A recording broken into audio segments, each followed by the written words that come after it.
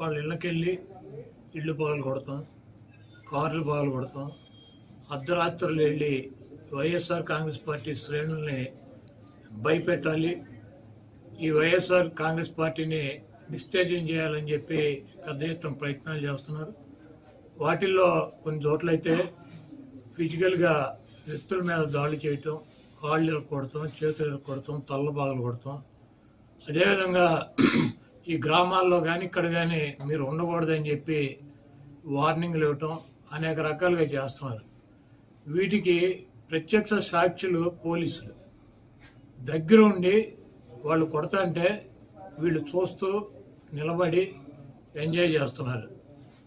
ఈరోజు మా దగ్గర పోలీసులు ప్రేక్షక పాత్ర వహించేటువంటి సన్నివేశాలు, తెలుగుదేశం పార్టీ అల్లరి మోకల్లో మా వాళ్ళ మీద దాడి చేస్తున్నటువంటి సన్నివేశాలు సీసీ ఫుటేజీలతో సహా, ఫోటోలతో సహా మా దగ్గర ఉన్నాయి. మేము ఎస్పీ గారికి కానీ లేదా లోకల్గా ఉన్నటువంటి పోలీస్ స్టేషన్లో కానీ కంప్లైంట్ ఇచ్చినా, ఒకవేళ మాకు ముందు సమాచారం ఉండి ఇలా గొడవ జరిగేటువంటి పరిస్థితి ఉందని చెప్పినా కూడా వాళ్ళు వచ్చి ప్రేక్షక పాత్ర వహించడం, అదేవిధంగా ఎటువంటి కేసులు కూడా కట్టినటువంటి పరిస్థితి లేదు.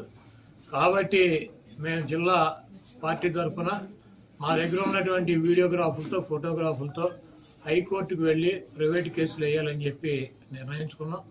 తప్పకుండా దాడులు చేసినటువంటి వాళ్లే కాదు, దాడులు చేస్తుంటే చూస్తున్నటువంటి పోలీసు వ్యవస్థ మీద కూడా కేసులు వేయటానికి సిద్ధంగా ఉన్నాం.